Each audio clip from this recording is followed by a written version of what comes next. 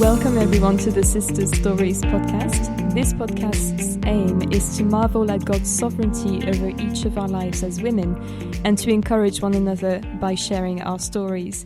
My name is Sophie and today I am joined by Anja.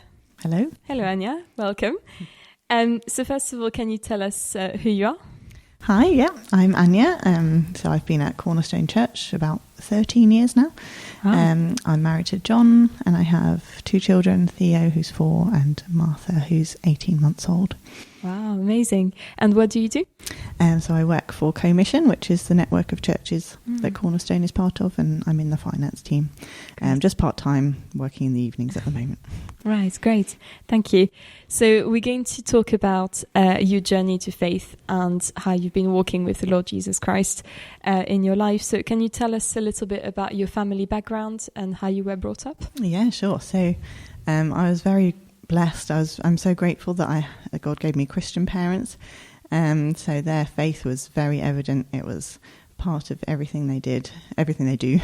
And they lived out their faith in very practical ways. So my brother and I were very clearly taught the gospel from a very young age. And we prayed a lot together. We talked a lot about the Bible. So talking about God and Jesus and creation was just kind of woven into every part of our life, really. Just ordinary chats. And growing up, we saw so many answers to prayer because, we didn't have very much money. We didn't have that much, but that was actually really good because God was just really evident in the way he provided for us. So I saw lots of answers to prayer. So on a number of occasions, I remember money just arriving through the letterbox in an answer to prayer. Wow. Or one particular occasion, I remember we needed a house urgently. We were renting one that our landlady was going to sell. And we all just sat together around a map. We drew a circle around our house and a circle around our school. And we just asked God for a house in the middle bit where the circles overlapped. And none of us doubted that he would because he'd always provided. And he did. He just quite miraculously gave us a house in that bit. And my parents still live there to this day. So there were so many kind of examples like that I could give, just that I could see God was providing for us in very practical ways. That's amazing. And did you notice that from very, very early on, would you say, or was it something that in a way was so normal that you didn't really take it into account? I think I did think about it because my parents would pray with us, so the needs weren't kind of hidden from us. Some might have been, but we were all quite together in the praying and seeing God working. Wow, that's amazing. So where did you live at that time? So that was in Southend in Essex. Nice, okay. And so obviously you've moved around a little bit and eventually arrived to Kingston. Can you take us through what happened next in your life? Yeah, so as I've said, I had a very kind of secure home life. I had a very happy family. I was very kind of happy, but then also quite troubled as a child. I think I had a very lonely childhood in the terms of I didn't really have a best friend. I had friends, but not a best friend. I was always kind of the odd one out. We didn't have a TV. Not much of kind of the world got into our home, so I didn't really have much to talk about with people my own age. So I was always a little bit of an odd one. Which I could tell, as a teenager, you want to be kind of in the know and like everybody else. But I was just kind of crippled by that fear of what people thought of me. Really, I didn't talk much because I didn't know what to talk about. So I was a bit lonely. So God was a great comfort to me during that time. I did have a very personal relationship with God, I would say, at that time. But I did have a lot that I hadn't sorted out yet about my Christian faith. I got a lot wrong. So I thought I needed to please God, like I was desperate to please him. I knew that I would never stop being his child, but I thought I had to please him. And I kind of pictured him as this disappointed dad who would always be kind of loving but disappointed in me. And I would feel intensely guilty for anything I'd done wrong. It would kind of haunt me for days or months. So yeah, I hadn't got all my faith kind of sorted by that point. Yeah. Yeah. Would you say that even if that was the case, you knew clearly the gospel? Yes. Well, yes. So I knew that Jesus had died for me and had saved me, and I knew that I was safe. I'd never doubted that I could fall away from him, but I doubted how pleased he was with me, if that makes sense. I see. So I was really kind of constantly living in this kind of guilty mindset. So I guess I didn't really know that Jesus had died for all my guilt. Yes. I still thought I had to kind of please him. Yeah, or even if you did, maybe it didn't quite add up in that way yet, at least. Or I mean, it's tempting, even after we've understood that, to when we fall, to really feel that guilt and to be really drawn by that and drawn away from Christ's sacrifice and the grace he has provided for us. Really. Yeah. Okay. Would you say there was a specific time when that fear of not pleasing God went away, or was it kind of a gradual thing, or what happened really? So I think probably it was when I came to Kingston eventually that I changed. So I was kind of stuck in a rut in my home life. I didn't want to go to uni at first because I was too scared of leaving home. I didn't really know what I would do. I was such a kind of little shadow. I didn't dare kind of go out in the world by myself. But then eventually I did come to Kingston. I found a degree course that really grabbed my attention. And so kind of through lots of answers to prayer, I did eventually come here. And the reason I came to Cornerstone was that I was looking for a church online. My dad was helping me. He's good at that sort of thing. And he said, well, why don't we just contact the church and see if there's any girls in the church that need a house share. So a few girls did, and so I moved in with them, and then it was kind of natural to come to Cornerstone. Wow. That's really nice. Yeah. Who did you live with? With Ali, who left a while ago, and Emma, who's still here. All right. Okay. Oh, nice. Lovely. What did you study at uni? So I studied embroidery, which is quite a niche kind of degree, which is why that really grabbed my attention. I'd always wanted to do something creative, but I wasn't brave enough to go into fashion or art, or it was all the kind of bold creative types that went into those things, and I was too scared to do that. So this kind of sounded like my way in to the creative industry. So that's based in Hampton Court, so that's why I came to Kingston. Right. Did you actually use that in an actual job afterwards, or? Yeah. So I became a freelance embroiderer. So I was working in different fashion houses for a few years. But then eventually it was my dream job on paper, but I just quit because the glamour soon wore off. The superficiality of the fashion world really got to me, and I just couldn't stand it much longer. So I just quit. Yeah. Fair enough. Okay. So obviously you're married with 2 children. Can you tell us a little bit about how you met John? And So I was at Cornerstone. John was at Cornerstone. We'd both been there along the whole of our student life, really, but we didn't really get to know each other until after I graduated, when we did the 3 Peaks Challenge, which is I remember this story. I think climbing 3 mountains in 24 hours. So we saw each other at our worst during all those practice runs and during the actual thing. So we kind of hit it off after that, really. Nice. Yeah. Great. Okay, great. So we've talked quite a lot about your childhood and how your faith developed quite earlier on. But I guess talking more about recent times, was there anything that you learned, especially maybe when you arrived in Cornerstone, that you hadn't encountered before, or something that really helped you? Yeah, totally. So I do think my kind of Christian life changed a lot at that point, and my whole life changed a lot when I came here. Not just the independence that I got, but just a new way of looking at God. So all the people around me, for the first time, there were people my own age who just loved the Lord, who were really gripped by the Bible, who could see that he was working that God was working in their lives. And I just remember one sermon particularly quite early on when I joined about the hypocrisy of the Pharisees, which doesn't sound very evangelistic, but that really stayed with me, just how I'd never been honest, how I was such a hypocrite. I'd always kind of presented this fake version of myself. I was so keen for others to see how good I was, and that just wasn't true, and it was just crippling to be living under that, and trying to present this fake version of myself to God and probably to myself as well.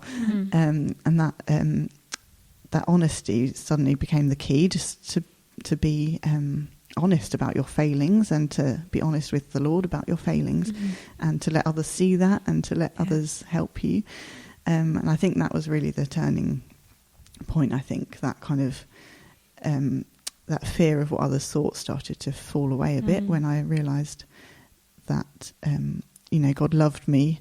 That feeling of the disappointed dad suddenly faded away, and I knew he wasn't like that at all. That he loved me so much, and he was loving me even more when I failed. He was there to pick me up and start me over again, and he'd already died for all those failings, and that was just such a breakthrough, I think. And that really helped me for the first time ever to start sharing the gospel with people.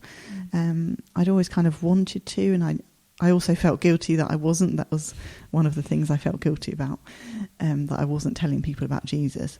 But suddenly I really wanted to, because I'd felt this real joy and relief that he could give. So I think at that point, that's when I was really starting to share that with others. Obviously, it's still hard to do that. Yeah, it's very hard, isn't it?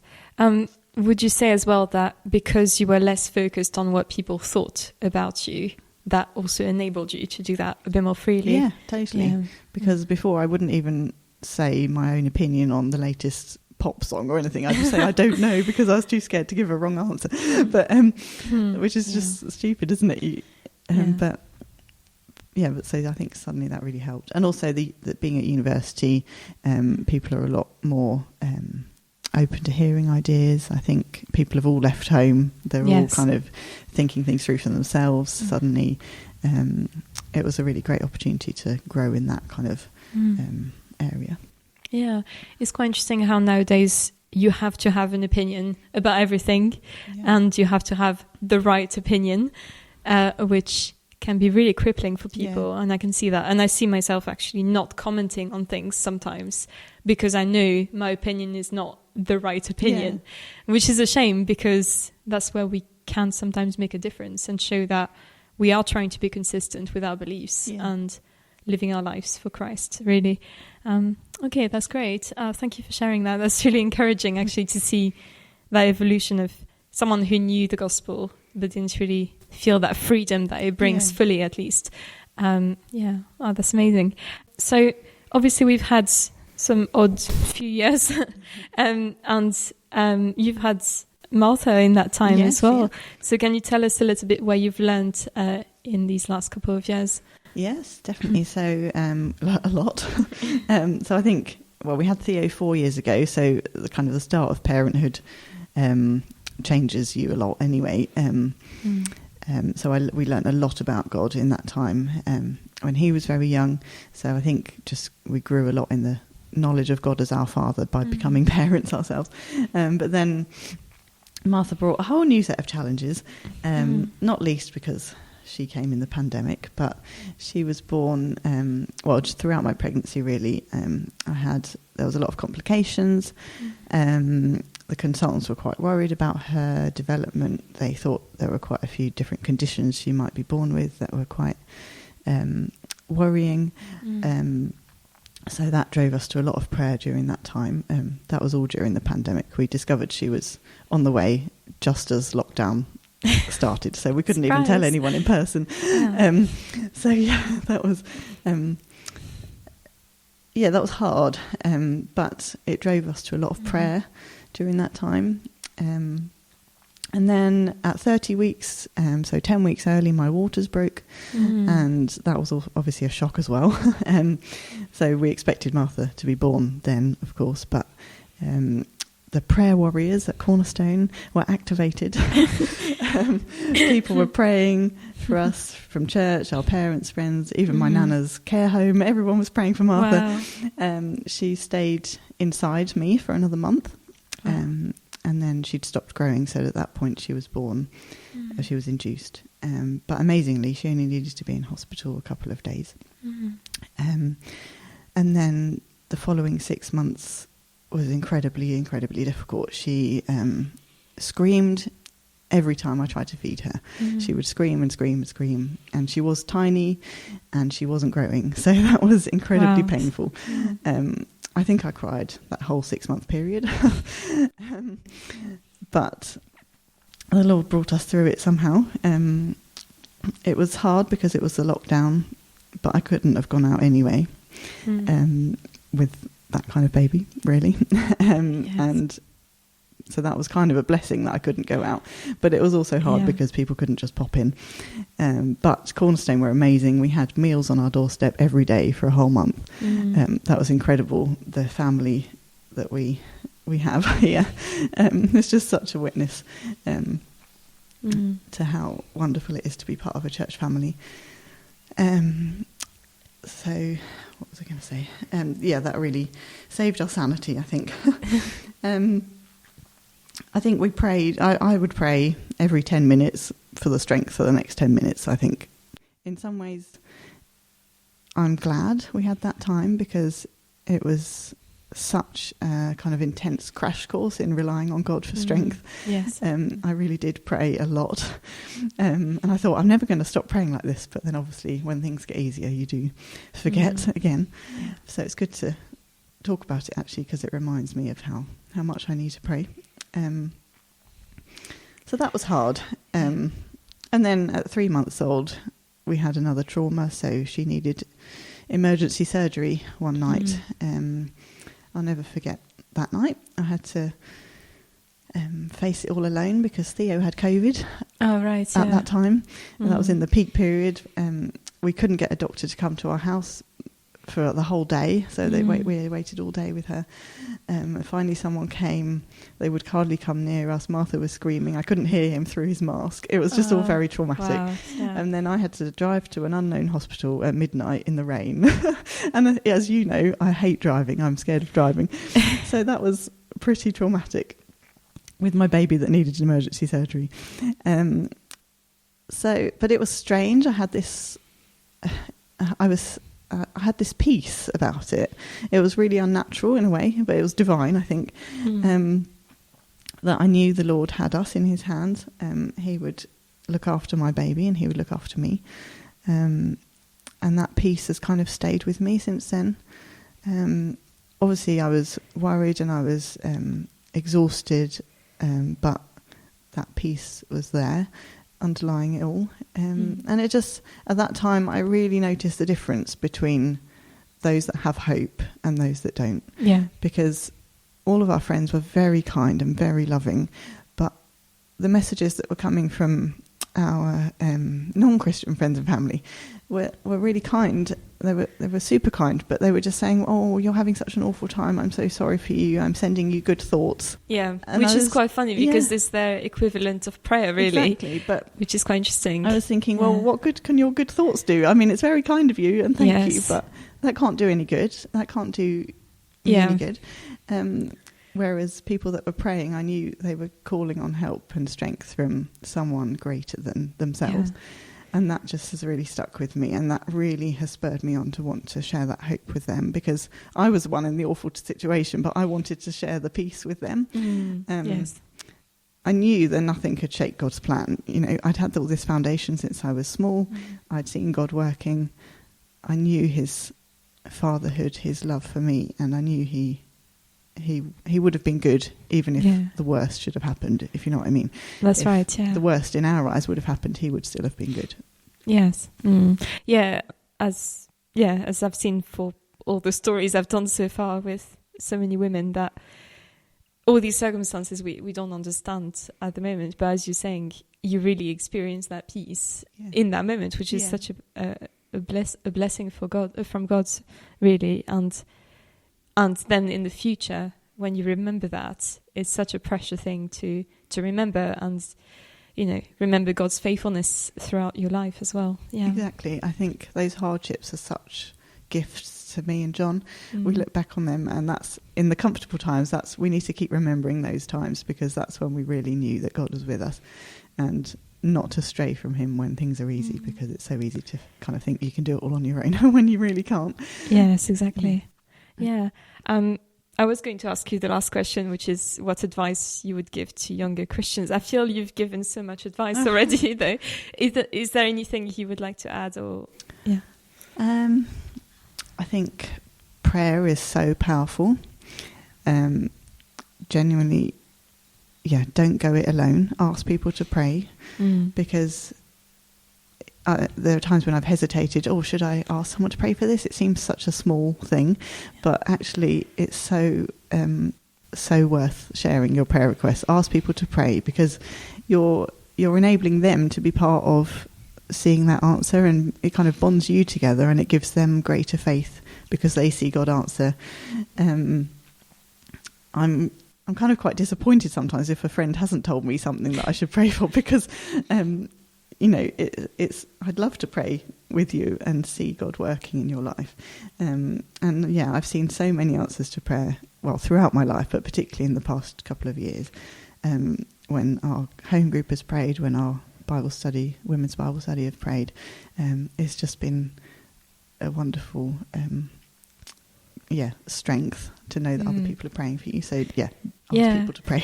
And it's actually such an encouragement for the people who have prayed for these things to see the result of that, and to hear